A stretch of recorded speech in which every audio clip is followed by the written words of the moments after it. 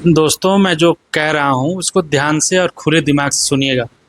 मेरी एक एक बात पर शांत मन से विचार कीजिएगा। मैं रात के 11:30 बजे ये वीडियो बना रहा हूँ।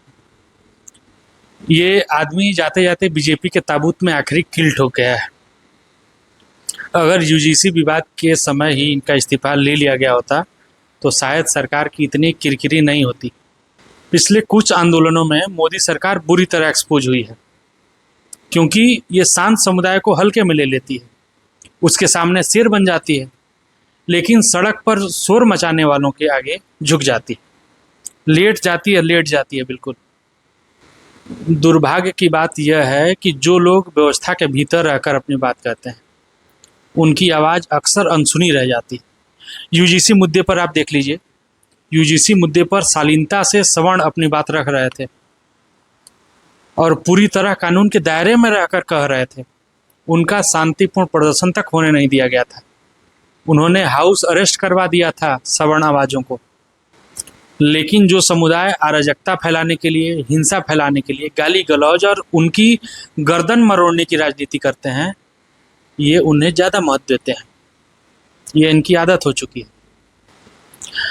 और एक और संदेश साफ है, अगर आप में 30 दिन तक हंगामा काटने की कुव्वत है तो आप इस सरकार को किसी भी मुद्दे पर लिटा सकते हैं।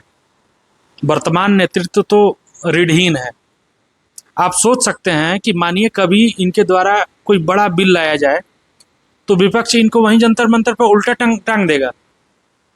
उनके बस की बात ही नहीं है एक साधारण सा विरोध भी दबाना, रोक पाना। फेल हो चुके हैं ये लोग।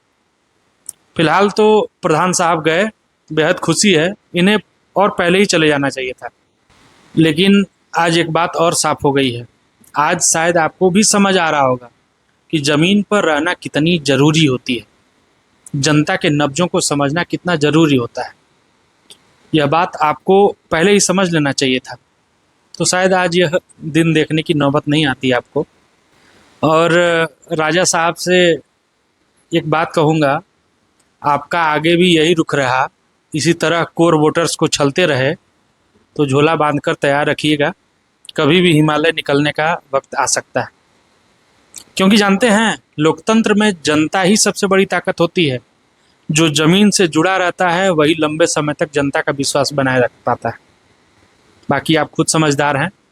नमस्कार, जय श्री राम।